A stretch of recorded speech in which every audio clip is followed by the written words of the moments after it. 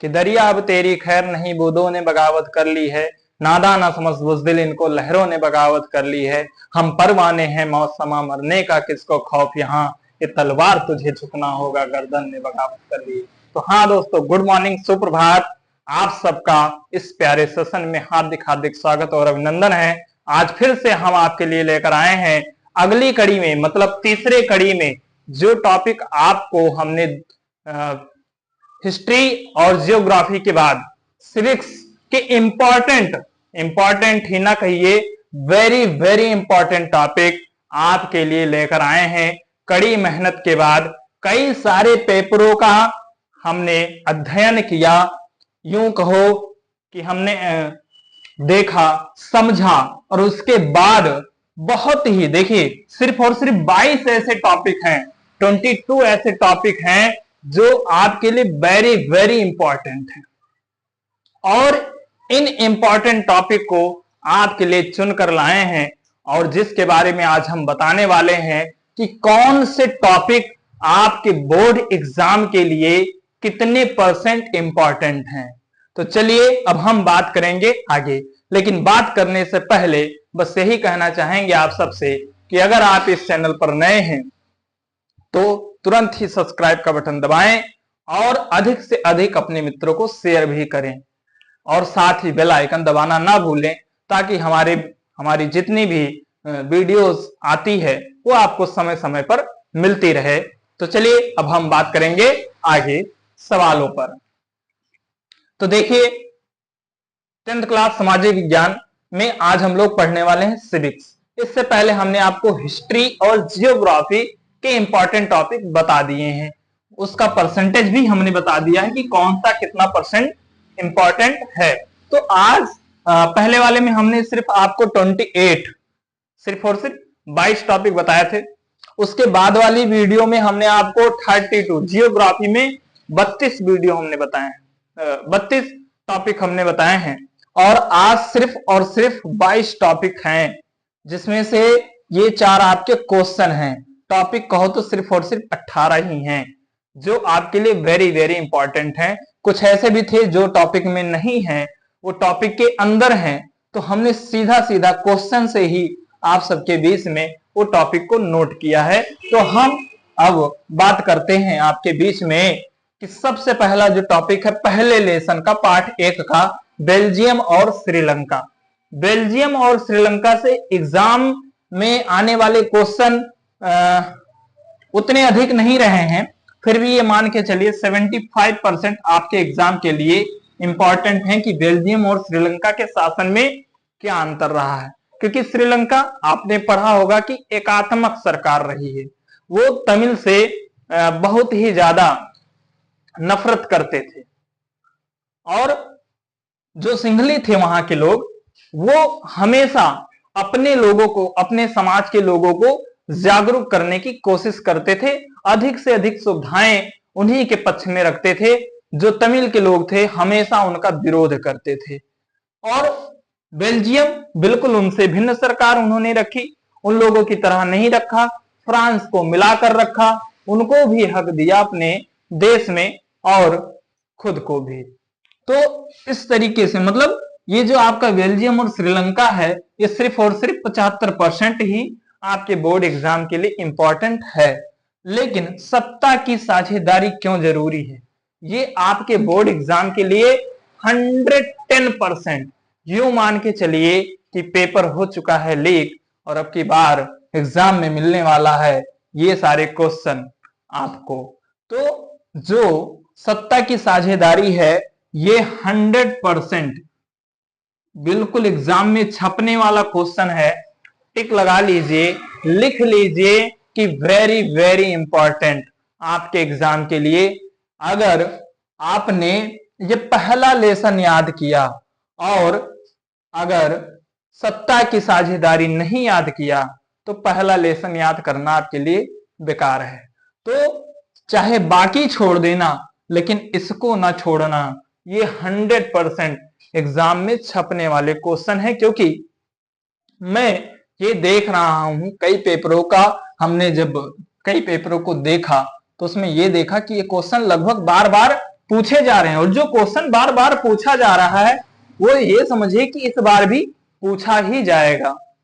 आगे सत्ता की साझेदारी के प्रकार, प्रकार भी इंपॉर्टेंट है बट उतना नहीं जितना जरूरी है। तो सत्ता की साझेदारी के प्रकार ये आपके बोर्ड एग्जाम के लिए यूं मान के चलिए कि बस सिर्फ और सिर्फ 90% इंपॉर्टेंट है।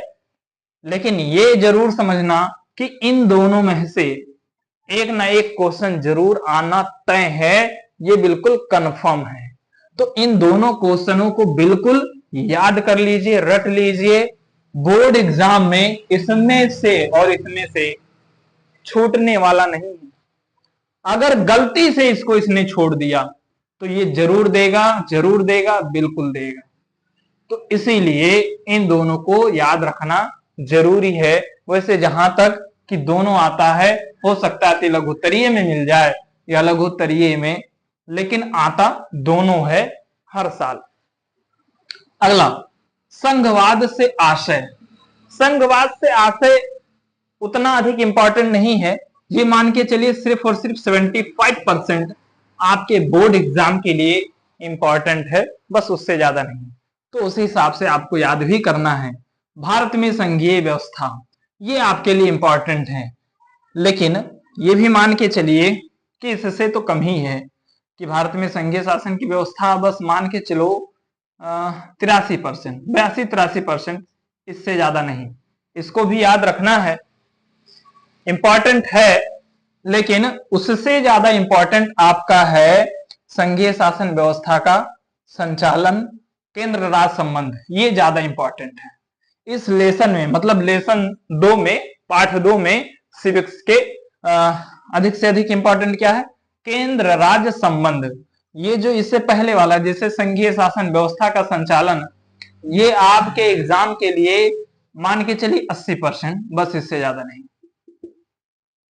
लेकिन पाठ 2 में ये याद रहना बहुत जरूरी है, केंद्र राज्य संबंध। जैसे इधर आपके लिए सत्ता की साझेदारी जरूरी है, वैसे केंद्र राज्य संबंध भी आपका लगभग मान के चलो कि 95% उम्मीद है आपके बोर्ड एग्जाम में आने के। ये छूटता है तब ये सब आता है, नहीं तो यही आता है हर बार, केंद्र राज्य संबंध ही लगभग पूछा जाता है। क्योंकि कई पेपरों का जब हमने एनालिसिस किया तो उसमें यही पाया कि कुछ ऐसे क्वेश्चन हैं जो बार बार रिपीट हो रहे हैं, पूछे जा रहे हैं। तो इसलिए इसको देखना ना भूलें। अगला है आपका 8 नंबर, भारत में विकेंद्रीकरण।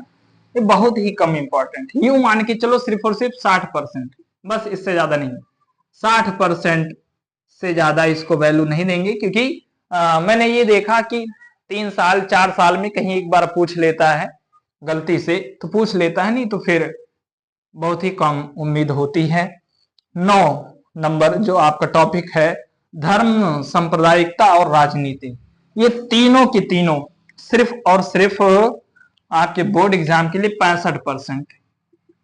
65% इसलिए कह रहे हैं क्योंकि या तो धर्म ही देगा, या सांप्रदायिकता ही देगा, या राजनीति ही देगा। तीनों में से एक ही टॉपिक देता है, इसलिए बिल्कुल ये नहीं कह सकते कि ये तीनों ही आएगा, लेकिन तीनों में से एक ना एक जरूर ही आता है आपके बोर्ड एग्जाम के लिए। लेकिन इससे ज्यादा इंपॉर्टेंट आपका 10 नंबर वाला टॉपिक है जाति और राजनीति। जाति और राजनीति आपके बोर्ड एग्जाम के लिए वैसे ही है जैसे कि केंद्र राज्य संबंध है, क्योंकि जाति और राजनीति अगर ये नहीं आया बोर्ड एग्जाम में इस लेसन से, तो ये मान के चलिए कि फिर क्या ही कहूं। तो 10 नंबर जाति और राजनीति ये आपके लिए इंपॉर्टेंट है 95%। बिल्कुल दिमाग में बैठा लो, रट लो, याद कर लो, कैसे भी करके जितना मैंने 90, 95 और 100% नोट कर रहे हैं, ये आज ही अपने दिमाग में बैठा लो, लिख लो कहीं पर, और ये देख लेना ये आपके बोर्ड एग्जाम में ये क्वेश्चन ना आए तो बाद में कहिएगा। अगला जातिगत असमानता। ये क्वेश्चन भी आते हैं, बट यूं मान के चलो कि ये क्वेश्चन आपके बोर्ड एग्जाम के लिए सिर्फ और सिर्फ 85% ही इंपॉर्टेंट, इससे ज्यादा नहीं। कितना? 85% आपके बोर्ड एग्जाम के लिए। ठीक है, राजनीतिक दलों की जरूरत क्यों? हाँ, ये क्वेश्चन आपके लिए इंपॉर्टेंट है, लेकिन ये भी आपके लिए 90% ही इंपॉर्टेंट है। कितना? 90%।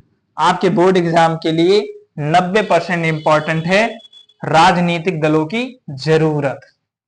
अगला है राजनीतिक दल के कार्य, वेरी वेरी इंपॉर्टेंट। आपने पाठ 4 पढ़ा और राजनीतिक दल के कार्य और दल की जरूरत नहीं पढ़ा तो समझ लो कि सब के सब बेकार है। 2 क्वेश्चन 3 एक ऐसे क्वेश्चन हैं जो आपके एग्जाम में बनने ही वाले हैं। ये जो तीनों लाइन से लिखे हैं यहां से क्वेश्चन आता ही आता है, मतलब इसको आप दे दो 98% और इसको भारतीय राष्ट्रीय कांग्रेस 100%, 110% कि ये आपके एग्जाम में आने वाला ही है और हर बार आता है। 1 नंबर 2 नंबर या यूं कहो 4 नंबर 5 नंबर में भी पूछा जाता है, लेकिन हर बार एग्जाम में आता ही है। भारतीय राष्ट्रीय कांग्रेस का एक एक लाइन, उसकी स्थापना किसने की, स्थापना कब हुई, उस पहली बैठक कहां हुई, मतलब उसके हर एक पॉइंट को आपको याद करना है। भारतीय राष्ट्रीय कांग्रेस आपके बोर्ड एग्जाम की यूं मान के चलिए कि जड़ है। भारतीय राष्ट्रीय कांग्रेस हर बार पूछा जाता है, इसलिए इसको इग्नोर ना करिएगा। तो ये हो गया। और राजनीतिक दल की जरूरत, ये आपके लिए सिर्फ और सिर्फ मान के चलो कि 90% इंपॉर्टेंट है बस। लेकिन हां, ये और ये आपके लिए बहुत ही इंपॉर्टेंट है। क्षेत्रीय राजनीतिक दल, क्षेत्रीय राजनीतिक दल ये आपके लिए सिर्फ और सिर्फ 85% कि 85% है कि हाँ आ सकता है। बाकी सबसे पहले हम किसको वरीयता देंगे? इसको, इसको और इसको। ठीक है, उत्तरदायी, जिम्मेवार और वैध शासन। अब पाठ 5 मतलब आखिरी लेसन, सिविक्स का आखिरी लेसन हम लोग देख रहे हैं, उत्तरदायी, जिम्मेवार और वैध शासन। ये आपके लिए यूं मान के चलो सिर्फ और सिर्फ 75%, बस इससे ज्यादा नहीं कि हाँ आ सकता है, नहीं भी आ सकता है। ठीक है, सामाजिक विविधताओं में सामंजस्य, ये भी आपका 75%। लेकिन हां, ये जरूर याद रखना कि यहां जो लिखा गया है वो आपके एग्जाम में इस लेसन की जड़ है, इस लेसन की जड़ है। जैसे इस लेसन की जड़ ये है भारतीय राष्ट्रीय कांग्रेस और राजनीतिक दल के कार्य, उसी प्रकार इस लेसन की जड़ है ये चारों क्वेश्चन। ये इतना इंपॉर्टेंट है क्योंकि परिणाम तो है, उसमें आप बीच में कहीं ना कहीं उसकी विशेषता भी पाएंगे, उसके सुधार भी बीच में पाएंगे, लाभ भी बीच में पाएंगे, लेकिन डायरेक्ट हेडिंग ये चारों नहीं है, इसलिए हमने अलग से लिख दिया है क्वेश्चन से निकालकर। और ये चारों क्वेश्चन बहुत ही ज्यादा इंपॉर्टेंट है। इन चारों में से 1 या 2 क्वेश्चन आपको जरूर देखने को मिलेंगे, बिल्कुल पक्का 100%। ये मान के चलो कि इन चारों में से कोई ना कोई क्वेश्चन जरूर आएगा, ये मेरा 110% का वादा है। इसलिए इन चारों क्वेश्चन को देखना ना भूलिएगा, इन चारों क्वेश्चन को बिल्कुल याद कर लीजिए, रट लीजिए, चाहे जैसे। आज हमने सिर्फ और सिर्फ 22 ही हेडिंग आपको बताए हैं, उससे ज्यादा नहीं। सोचो कि पहले वाले में 28, उसके बाद जियोग्राफी में 32 और इसमें सिविक्स में सिर्फ और सिर्फ 22 हेडिंग। तो सोचो कितना मैंने पेपर को देखा होगा, कितने सालों के पेपर को मैंने क्या किया, देखा, समझा, उसके बाद आपके बीच में रखा।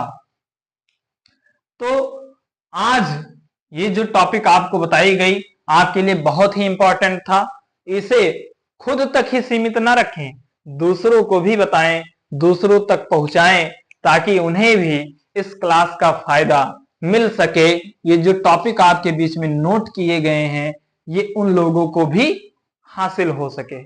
ठीक है, तो आज के लिए इतना ही। कैसा लगा आप सबको आज का वीडियो? जरूर उम्मीद करता हूं अच्छा लगा होगा।